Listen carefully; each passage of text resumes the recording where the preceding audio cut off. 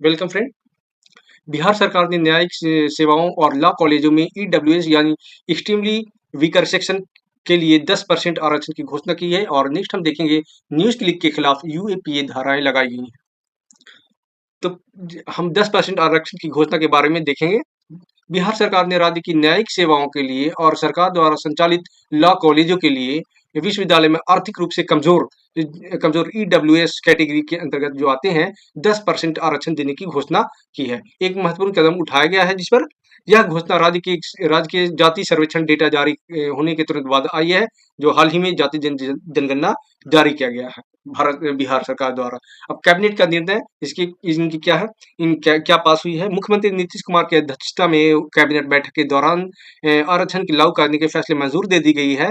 जिस राष्ट्रीय न्यायिक सेवा 1951 के दिशा निर्देश से संशोधन से न्यायिक सेवाओं के साथ साथ राज्य संचालित कानून संस्थानों और विश्वविद्यालयों ईडब्ल्यूएस श्रेणी के लिए 10% आरक्षण की सुविधा दी गई है।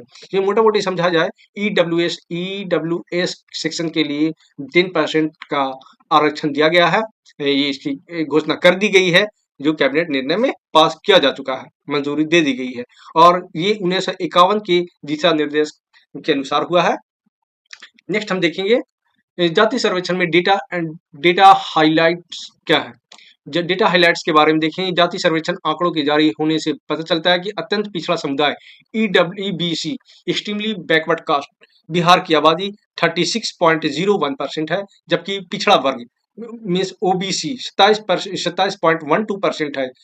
मतलब ईबीसी की आबादी बहुत ही ज्यादा है, 36.01% है यहाँ।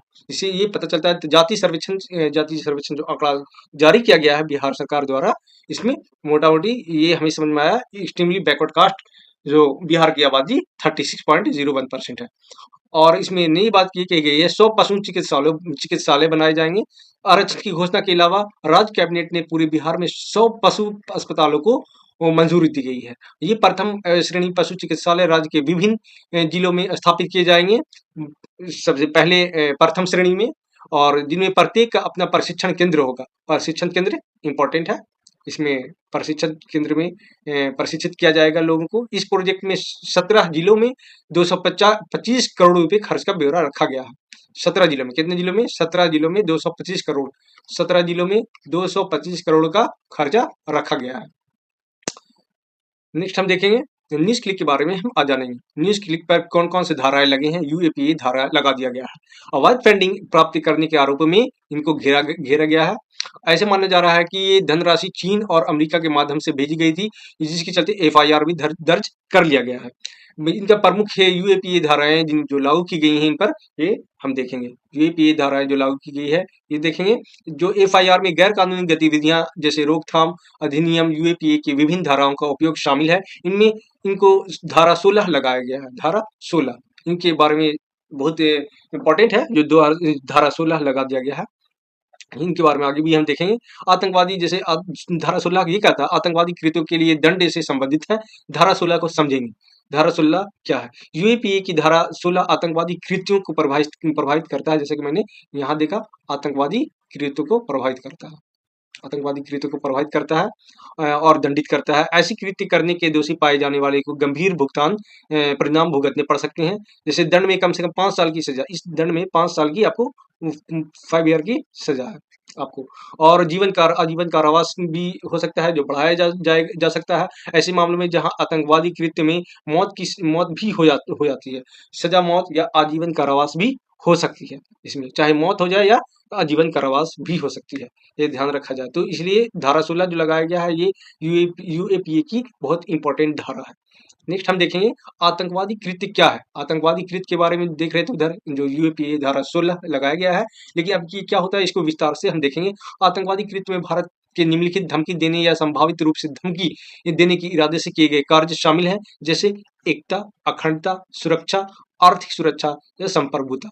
इसके अतिरिक्त यह प्रावधान भारत में या किसी विदेशी देश में लोगों में आतंक फैलाने, मतलब डर का माहौल, डर फैलाने या वैसा संभावना लगे तो जैसे कृत्यों से संबंधित ये है। आतंकवादी कृत्यों का ये विवरण हम देखें, जैसे बम या डायनामाइट जैसे विस्फोटक का उपयोग, मृत्यु का कारण बनना या संपत्ति की हानि या क्षति या विनाश करना, भारत की मौद्रिक स्थिरता को नुकसान, जिसमें उच्च गुणवत्ता वाली नकली मुद्रा या सिक्के का उत्पादन या तस्करी या प्रचालन शामिल है। जैसे कि पहले आप लोगों ने वो सुना होगा, नकली नोट 2000 के नकली नोट निकाले गए हैं, 100 का नकली नोट मार्केट में चल रहे हैं। तो ये धारा 16 के अंतर्गत आपको एक्शन लिया जा सकता है, जो यूएपीए के अंदर आता है। तो जब यूएपीए आप पर लगाया जाएगा, अगर लगाया जाएगा यूएपीए धारा 16 के अंतर्गत, तो आपको बहुत बड़ी दंड दी जा सकती है भारत सरकार द्वारा। तो ये भी एक इसके अंदर आता है। नकली मुद्रा अगर आप व्यापार कर छापते हैं या चलाते हैं, मार्केट में चलाने की कोशिश करते हैं, या किसी ये सुना होगा आपने तस्करी, मानव तस्करी सुना होगा, तो ये सभी इसी के अंतर्गत आते हैं, आतंकवादी कृत्यों के अंतर्गत आते हैं। ये नहीं कि डरा दिया, धमका दिया, किसी को मार दिया तो आतंकवादी घटना से रिलेटेड समझा जाएगा। ये मानव तस्करी, ये सिक्कों का उत्पादन, नकली नोट, नकली सिक्का, ये सब भी आपको इसमें लागू किया जा सकता है। ठीक है, जैसे अन्य यूएपीए प्रावधान और आईपीसी धाराएं, जैसे धारा 16 के अलावा जिसमें धारा 13 गैर कानूनी गतिविधियां, धारा 17 लगाई गई हैं आतंकवादी कृत्यों के लिए धन जुटाना, 18 धारा 18 भी लगाई गई है जो साजिश के तहत है। 22C 22 का सी लगाई गई है जो कंपनियों और ट्रस्टों द्वारा अपराध शामिल है। इसके अतिरिक्त भारतीय दंड संहिता आईपीसी की कुछ धाराएं भी लागू की गई हैं, जिनमें धारा 153A विभिन्न समूहों के बीच दुश्मनी को बढ़ावा देना। देखिए, जब आप विभिन्न समूहों के बीच दुश्मनी का बढ़ावा देंगे आप, तो इसमें 153A आप पर लगाया जा सकता है। और 120B जो है आपराधिक साजिश, अगर साजिश कर रहे हैं किसी तो आपराधिक साजिश माना जाएगा। ये सब शामिल है। यूएपीए फ्रेमवर्क को इसको समझेंगे, जैसे कि कानूनी गतिविधियां रोकथाम अधिनियम या यूएपीए गैर कानूनी गतिविधियां और अन्य और आतंकवाद से संबंधित मामलों से निपटने के लिए एक वैकल्पिक कानूनी ढांचा प्रदान करता है। यह रूपरेखा आपराधिक कानून के सामान्य सिद्धांतों से भिन्न होता है। तो इसका फ्रेमवर्क हम अभी समझे, और नेक्स्ट वीडियो हम जरूर लाएंगे इसका। ये मेरा पार्ट 2 वीडियो था, पार्ट 1 वीडियो जरूर देख लेंगे। पार्ट 1 वीडियो में भी कुछ इंपॉर्टेंट क्वेश्चन पर हमने चर्चा किया, विशेष चर्चा किया है। तो इसकी लाइक एंड सब्सक्राइब करना ना भूलें, लाइक एंड सब्सक्राइब जरूर करें, ताकि नेक्स्ट कमिंग वीडियोस और नोटिफिकेशन आप पर जरूर पहुंचे जो भी मैं अपलोड करूं। Okay, thank you.